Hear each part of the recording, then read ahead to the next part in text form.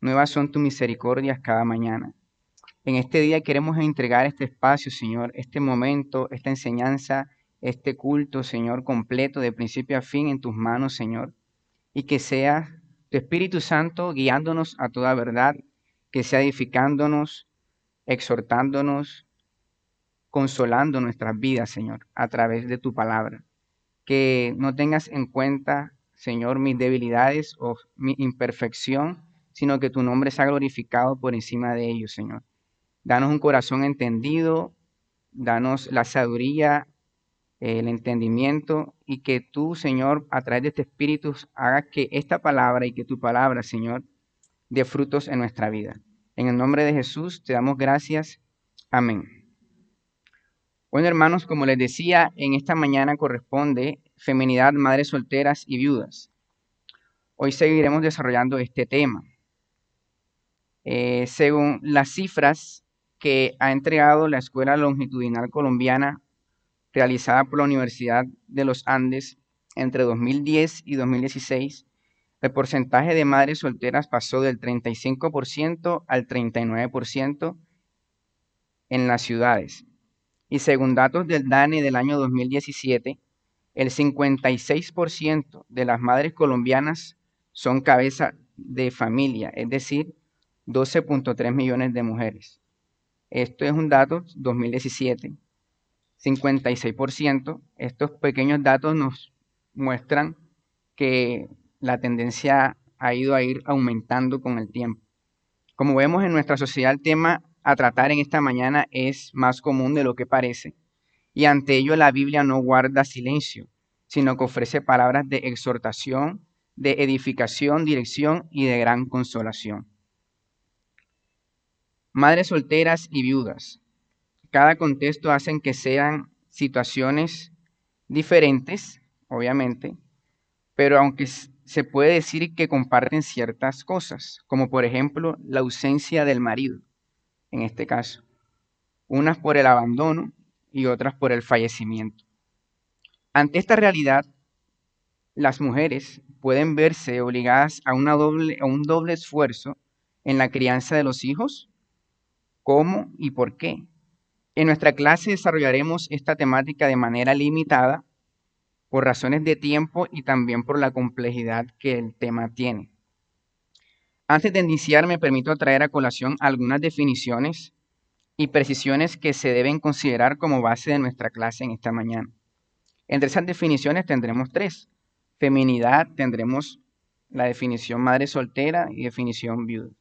Feminidad, conjunto de características físicas, psíquicas o morales que consideran propias de la mujer o de lo femenino, opuesto a lo masculino. Madre soltera, si bien es cierto, la legislación colombiana define a las madres solteras como toda mujer que no ha contraído un vínculo matrimonial de tipo civil o religioso y tiene un hijo, independiente del tipo y estabilidad de su vínculo marital. Para efectos prácticos de nuestra clase, nuestra definición será toda mujer que vive con su hijo en ausencia total del padre. Esa será nuestra definición sencilla y básica. Viuda, mujer viudas, mujer con hijos que ha perdido en nuestra definición, porque entendemos que puedan haber viudas que no necesariamente tienen hijos, pero en nuestra definición será mujer con hijos que ha perdido a su cónyuge por fallecimiento y no se ha vuelto a casar. Estas son unas definiciones que quería traer a colación porque nuestra serie trata acerca de la feminidad y estamos viendo de alguna manera el rol de la mujer en la sociedad y principalmente en la familia. Estamos viendo estos aspectos. Luego entonces hay muchas variantes, muchos contextos, muchos casos que se pueden dar, pero los casos que se quería limitar por temas de tiempo y como indicaba al principio por complejidad, es que en ambos casos hayan hijos de por medio, para que se pueda hacer una especie de unificación. Objetivos. ¿Cuáles son los objetivos de nuestra clase en la mañana de hoy? Primero, identificar la razón de la dificultad en la crianza de los hijos de estas mujeres en este tipo de situaciones. 2. Identificar respuestas inadecuadas ante esta situación por parte de las madres con padres de sus hijos ausentes ya sea como indiqué, por abandono o por fallecimiento. Y tercero, vamos a identificar alternativas que según principios bíblicos pueden ayudar a estas madres. Como se observa, nuestra enseñanza va a estar dividida en tres partes.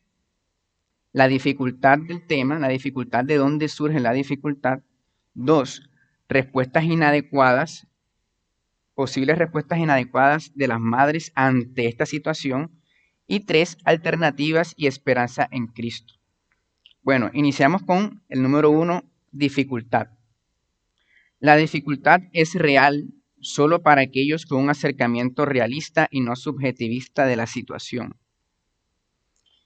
El problema surge debido a que nuestro acercamiento, fíjense que depende de cómo nos acerquemos a esto, habrá problema o habrá una dificultad ante nosotros, o no hay absolutamente ningún problema y todo sigue normal como si nada hubiese pasado.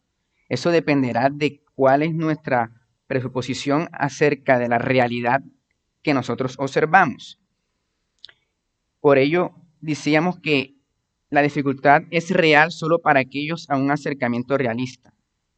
Porque en metafísica, en filosofía, el realismo es aquella postura filosófica que manifiesta que los objetos tienen una existencia independiente del sujeto que los observa. Por lo tanto, yo extraigo como observador de ellos lo que son, lo que las cosas son. Y no es que yo impongo en ellos lo que quiero que sea. Para tratar de poner un ejemplo concreto de lo que ocurre con la ideología de género, que uno ve y observa, y yo extraigo lo que es, y yo observo que es un hombre, pero en esta ideología no es realista, sino que es subjetivista y es donde la persona le coloca lo que la cosa, el objeto o lo que se está observando va a hacer.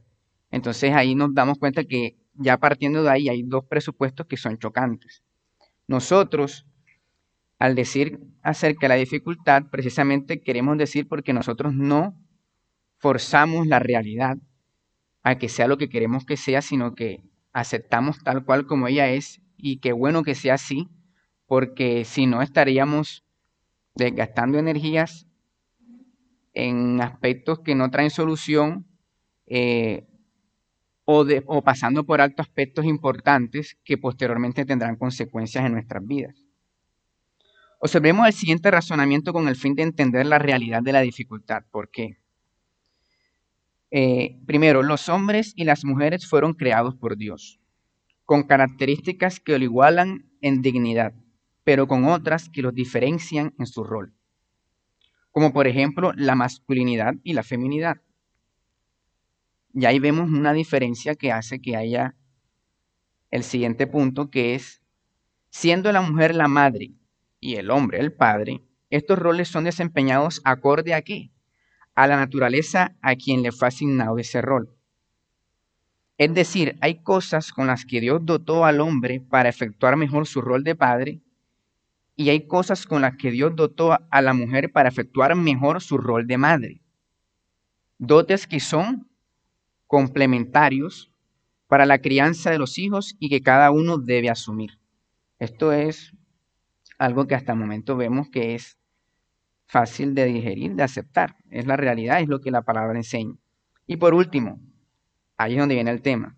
Cuando uno de estos miembros está ausente, sea por abandono o por fallecimiento, sea la madre o sea el padre, el vacío de la persona y obviamente su rol con sus respectivos dotes que son dados por Dios son reales. Y es un vacío que necesita de gestión, necesita de guía, necesita de consejería y necesita de todo, eh, no una actitud frente a ello como la que tratamos de aquí en este punto de desmentir o ir en contra de ella, que es la idea de que no ha pasado nada y por tanto no asumo con sabiduría inteligente, con inteligencia lo que la palabra me dice para enfrentar la situación en casos en que en este contexto hay hijos de por medio.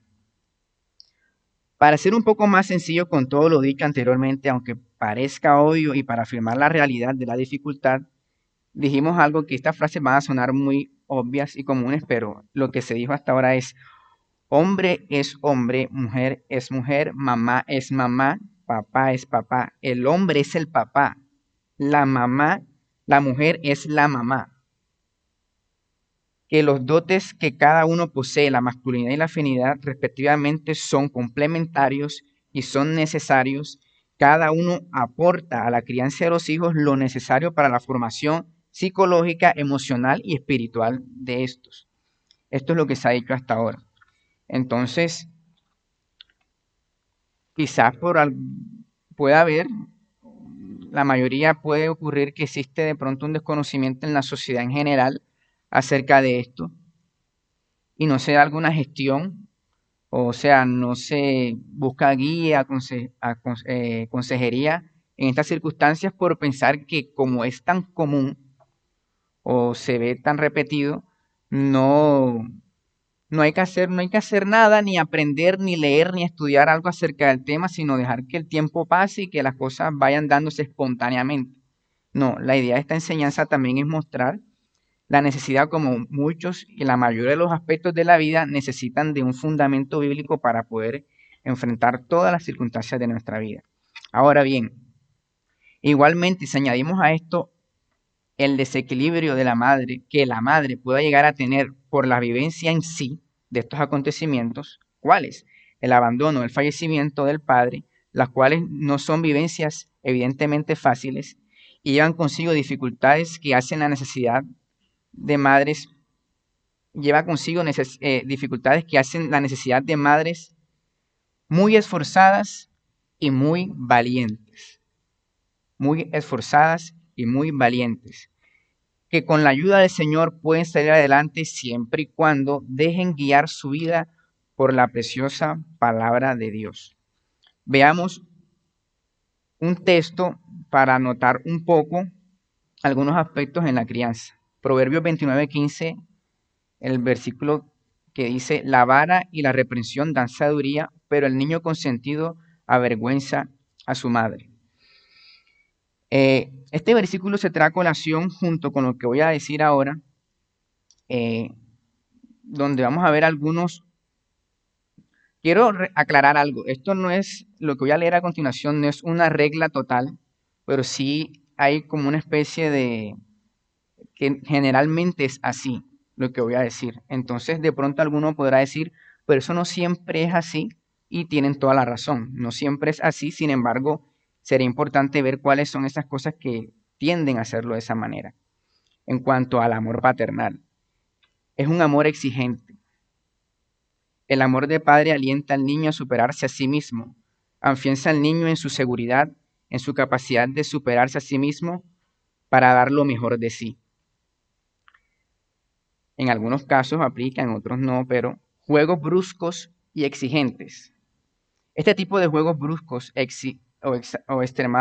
son extremadamente importantes al momento de poner límites a otros niños en los juegos y de aprender a defenderse de una agresión injusta. Al padre le cuesta más expresar su cariño de un modo afectivo, con cariño físico, y generalmente lo aplica con palabras de aliento, afirmación y regalos. De ahí la complejidad de la situación. El amor de padre es el encargado de poner límites al amor de sobreprotección de la madre y enseñarle al niño que el mundo es un lugar inseguro y hostil que tiene que ser conquistado o enfrentado. El amor de padre corta el hilo umbilical de la dependencia del hijo con la madre y muchas veces también corta el cordón de dependencia de la madre con el hijo. Es crucial para que un niño pueda adquirir su independencia personal. Como el amor de madre puede, no siempre, pero puede convertirse en sobreprotector, el amor de padre puede convertirse también en otro extremo en tiránico. Por eso es importante el contrapeso del amor maternal, y para el amor maternal es importante el contrapeso del amor paternal. El padre que exige demasiado a sus hijos es un padre que corre el riesgo de dejar secuelas emocionales en el desarrollo psicoafectivo de su hijo. Un padre que es demasiado estricto puede generar por rebeldía adolescentes un joven contestatario, violento o agresivo con los demás, o consigo mismo. Podría pasar. La sensación de no ser nunca demasiado bueno para los estándares de papá es tan demoledora como la sensación de ser siempre el niño perfecto que puede tener una mamá demasiado sobreprotectora. Hasta aquí hemos visto el primer punto, que es el de la dificultad o la situación. Hemos planteado algunos aspectos, algunos contextos, hemos visto algunas tendencias del padre, algunas tendencias de la madre, que, si bien es cierto, bien administrado a la luz de la palabra, son en cierto sentido normales porque son propias de la naturaleza del que lo ejecuta. Es decir, el padre como masculino, Dios le ha dotado de ciertas características que en la crianza se expresan en su desarrollo con la relación con el hijo, con la hija, y la madre igualmente ha sido dotada de características únicas de ella que en la crianza son efectuadas y son llevadas a cabo, y esto en conjunto de manera perfecta y armoniosa. Por eso la Biblia, la familia, el diseño de la Biblia tiene o sea, es tan sabio Dios cómo hizo las cosas, y vemos esto de esta manera. Con esto hemos demostrado y queremos resaltar la idea de que eso no, eso no es difícil, o eso es fácil, o no existe ningún problema, o eso es normal, o la idea yo puedo, o no necesito de nadie, o todas estas ideas que pueden surgir tal vez, y importante mencionar que la serie se llama Feminismo, y hemos escuchado la tendencia del feminismo extremista, que escuchamos de que de alguna manera se quiere borrar esa distinción natural de Dios que hay en hombre y mujer. Y fíjense que de pronto, afuera no, afuera es común, pero es posible que de pronto en nuestras iglesias pueda haber un pensamiento que, digamos, se pueda contaminar con estas ideas. Era preciso hacer en este primer punto esta aclaración de esta distinción y esa importancia que tiene cada rol. Obviamente la dificultad surge que a un rol no estar, hay una ausencia que suplir. Entonces es ese el punto que se crea con el primero de los aspectos. Yo mencionaba Proverbios 29:15 al principio: la vara y la reprensión dan sabiduría, pero el niño consentido avergüenza a su madre, porque viendo que por los roles el padre tiende a ser más exigente, eh, y la madre tiende a ser, como indicábamos y leíamos ahorita, sobreprotectora, que son cosas necesarias, pero cuando ambas partes lo llevan a un extremo y no están alineadas, pueden ser perjudiciales. Se quería aclarar esto, que no es que que la protección en sí sea mala, sino el excesivo sobreproteccionismo puede ser malo para la crianza de los hijos. Pero lo que el padre también ejecuta, que es de pronto la parte exigente, al exceso también. Entonces aquí vemos siempre el llamado a un equilibrio, a la búsqueda de lo que la palabra enseña y a tratar de no caer en los extremos. En este versículo, la vara y la reprensión dan sabiduría, pero el niño consentido avergüenza a su madre. Por lo que acabo de decir, no lo afirmo totalmente, pero podría pensarse que aquí vemos como las dos, como que una vara y una reprensión que podría ser tendiente por parte del padre, y vemos también una parte de la sobreprotección o de esa parte cariño que la madre influye, que si es exagerado puede generar, como dice el versículo, un niño consentido. O sea, es interesante ver cómo la Biblia utiliza el término, pero el niño consentido. O sea, inclusive a veces nosotros podríamos decir a veces que usamos esa expresión, ay, él sí es consentido, pero fíjense cómo la escritura utiliza el término de una manera negativa, pero el niño consentido avergüenza a su madre. Entonces quería de pronto este versículo que se tuviera en cuenta en este aspecto. Ahora veremos en nuestro punto número 2, respuestas inadecuadas. ¿De quién? De la persona que está viviendo la situación, en este caso la madre soltera o la madre viuda. Podría ser el negacionismo de esta realidad, puede ser no pedir ayuda, puede ser síndrome de alienación parental, ahora definiremos un poco eso. Inclusive hay un punto que tocaremos sobre la entrega, los placeres, tocaremos esos. De manera concreta, cuando hablamos de negacionismo de esta realidad, es lo siguiente: Ante este tema puede surgir un pensamiento superficial y negacionista de la realidad, que es lo que tratamos de derrumbar con el primer punto, que al ser dolorosa la situación, es normal como seres humanos tratar de no darle tantas vueltas al asunto o de ocultar la situación o de negar la situación. Y nada peor que eso puede generar consecuencias en la crianza de los hijos. Esta ausencia debe ser cubierta por la madre o por algún otro familiar, como veremos más adelante, y es tarea no fácil, pero no imposible en las manos de Dios. La realidad es que tanto padres solteros o madres solteras necesitan de apoyo y no considerarse a sí mismos como suficientes o con un pensamiento movido, posiblemente por el orgullo y demás emociones pecaminosas que iban a considerar la necesidad de no necesito a nada y nadie, yo puedo totalmente y absolutamente sola. Esa es una respuesta inadecuada ante la situación. Otra respuesta puede ser la no pedir ayuda. Todo ser humano, fíjense que hago la claridad, todo ser humano es orgulloso en diferentes proporciones y ante situaciones difíciles como las mencionadas, puede generarse vergüenza pedir ayuda y sabemos que a veces esta vergüenza está camuflada por un orgullo sutil, por no querer recibir ayuda de nadie. Nunca se debe optar por el silencio o la vergüenza de pedir ayuda o consejería. La iglesia está y los hermanos está para apoyar a los y a las hermanas que pasen dificultades de manera general en esta vida. Y sería de mucha bendición escuchar otras hermanas que como ejemplo han pasado por situaciones similares y cómo han logrado salir adelante en las manos de Dios. Tercer respuesta inadecuada, el síndrome de alienación parental y estaba un poco más inclinada hacia las madres solteras.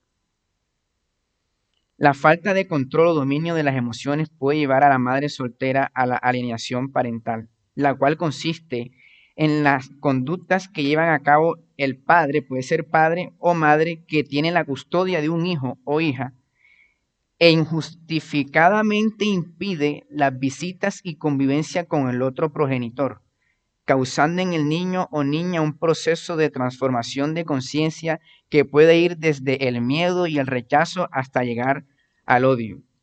Esto es bastante común.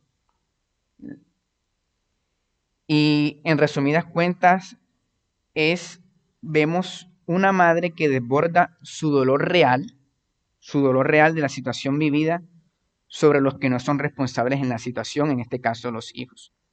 Entonces surge que las emociones como posible pueden ser resentimiento, dolor, odio hacia, por ejemplo, en el caso de abandono o de estas circunstancias, al no ser administradas, dominadas a la luz de la palabra de Dios, o que es más comúnmente en el mundo secular, generan o le hacen comentarios al hijo o a la hija muy peyorativos o destructivos acerca de la otra parte de la relación.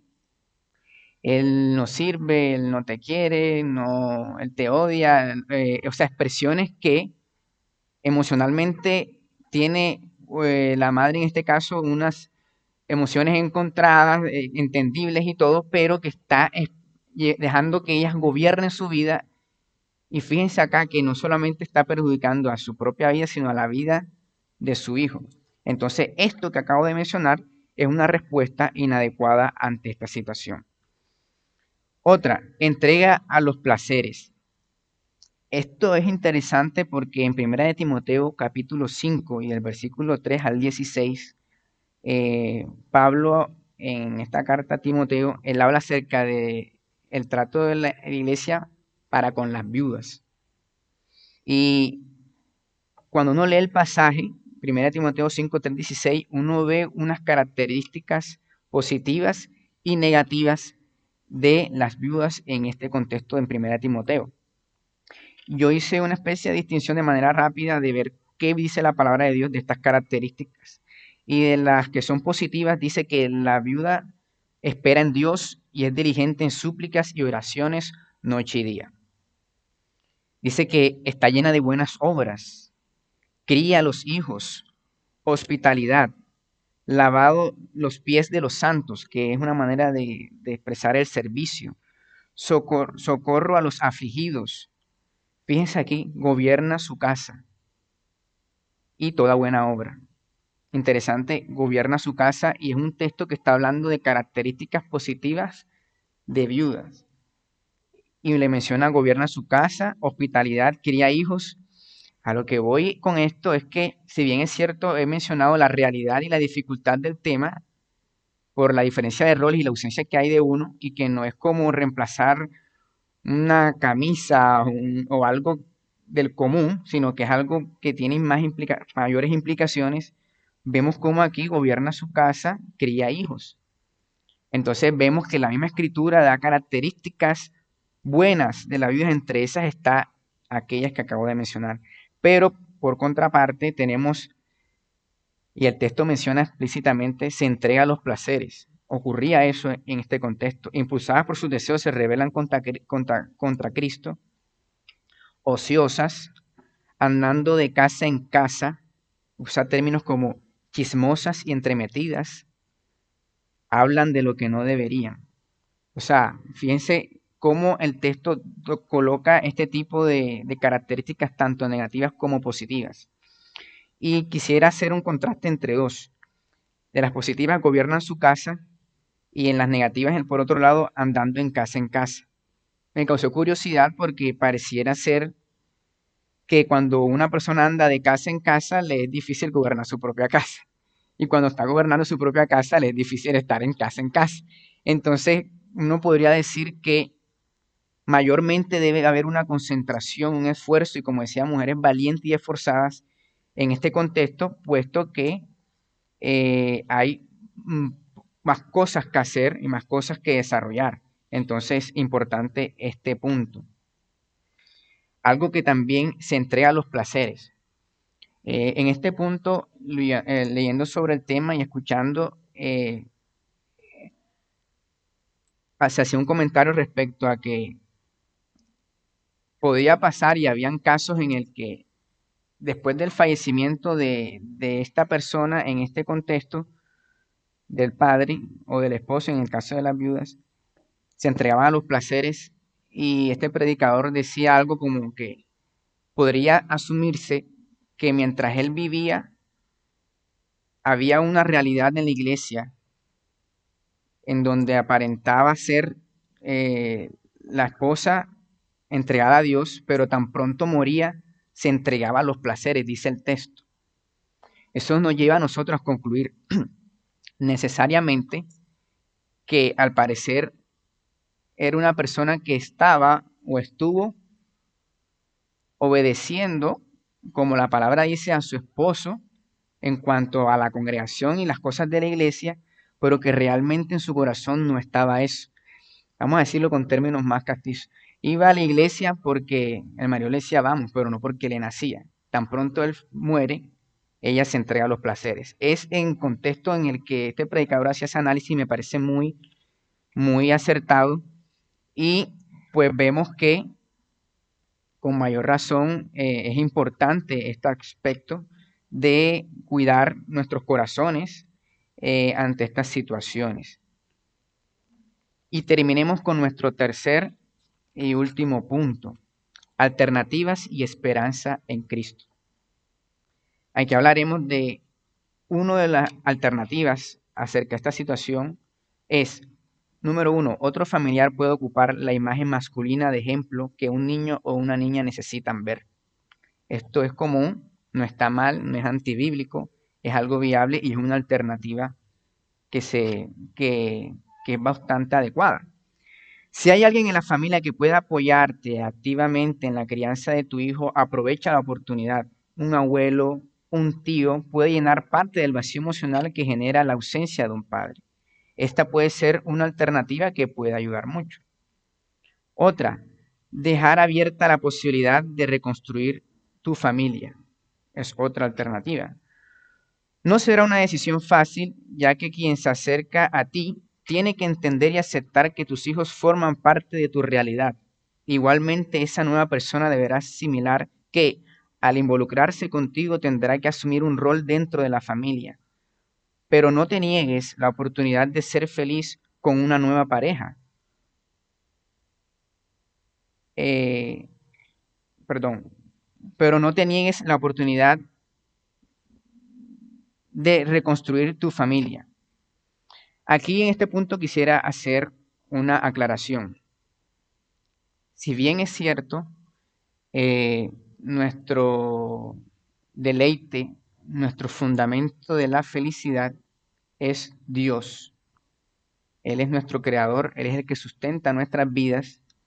También es importante identificar cuándo sí, porque no siempre es así, pero esto ya es un tema de discernimiento personal y de oración con Dios, cuándo podría, detrás de esa idea verdadera, en algunos casos existir una idea como la inicial, una especie de posible orgullo, posiblemente, no siempre, porque es normal y la escritura lo dice que una persona puede quedar viuda hasta el final, no hay ningún problema, pero hay otras que, como menciono acá, reconstruían su familia.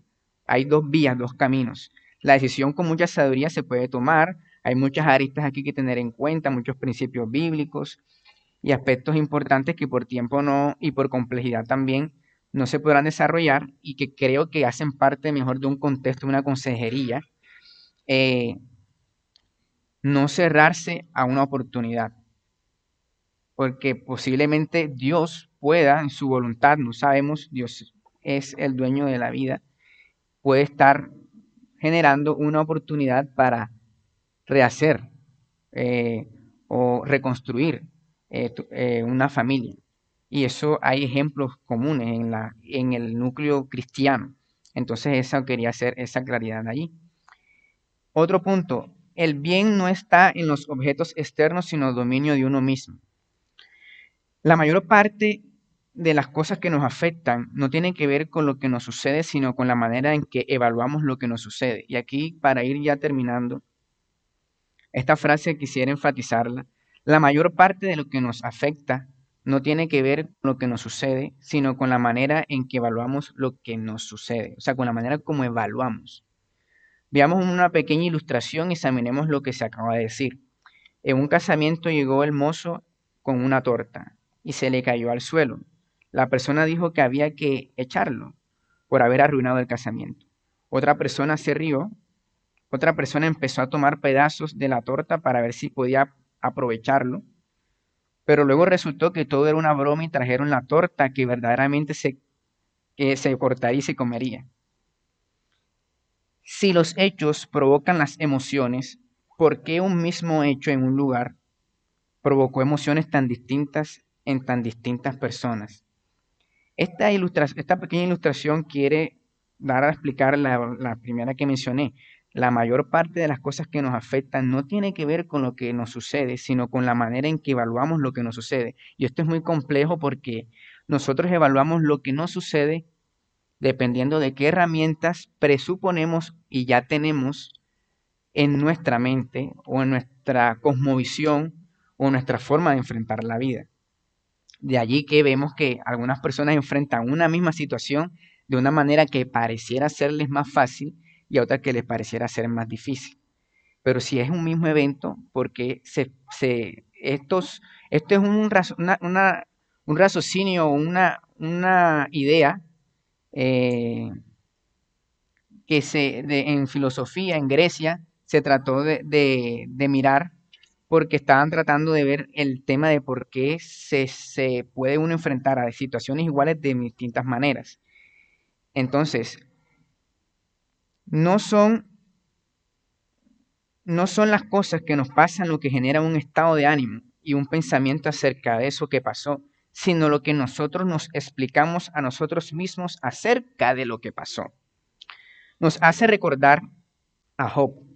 En los primeros capítulos, su forma de enfrentar la situación dolorosa que él estaba viviendo, que era, ya ustedes saben la historia de la enfermedad, del fallecimiento de sus hijos, de su propiedad, del incendio, de toda esta parte que se narra en la escritura, o sea, vino mucha desolación en su vida.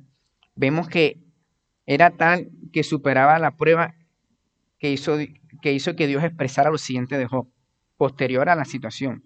Job 2:3 dice, y Jehová dijo a Satanás, ¿no has considerado a mi siervo Job, que no hay otro como él en la tierra, varón perfecto y recto, temeroso de Dios y apartado del mal? Y que todavía, fíjense esto, y que todavía retiene su integridad, aun cuando tú me incitaste contra él para que lo arruinara sin causa. Habrán voces externas o internas que te dirán algo como lo que dijo la esposa de Job a Job. ¿Aún retienes tu integridad? Maldice a Dios y muérete. Pero es interesante ver cómo al venir los amigos de Job a tratar de explicarse a sí mismos y también de ayudar a Job a explicarse a sí mismo lo que pasó, al transcurrir las páginas vemos a un Job que poco a poco decae, por lo que ahora se predica de lo que se, porque, por lo que ahora él menciona lo siguiente. Número 1, pasó de decir cosas como, desnudo salí del vientre de mi madre y desnudo volveré allá. El Señor Dios y el Señor quitó. Bendito sea el nombre de Dios. O expresiones como, ¿recibiremos de Dios el bien y el mal no lo recibiremos? A páginas posteriores en la Biblia a decir lo siguiente, maldito sea el día en que nací, maldita la noche en que anunciaron fue niño, que borren del calendario ese día, que nadie se acuerde de él, ni siquiera el Dios del cielo, que sea arrojado en las tinieblas y todos se olviden de él, hablando de sí mismo. Vemos un contraste bastante marcado al principio y posterior, pero que quiero resaltar con esta evolución en que la manera en que tal vez Job se predicaba lo que estaba pasando al principio generó esas emociones y posteriormente los comentarios de los amigos o tratar de entender las situaciones que a veces son inexplicables, se predicó una cosa distinta o se explicó, evaluó la cosa de una manera diferente.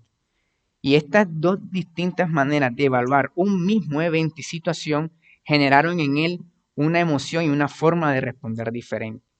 De ahí la importancia es, en este caso, en nuestra serie que estamos tocando y enfocando en la feminidad, madres solteras y viudas, es cómo vas a evaluar la situación.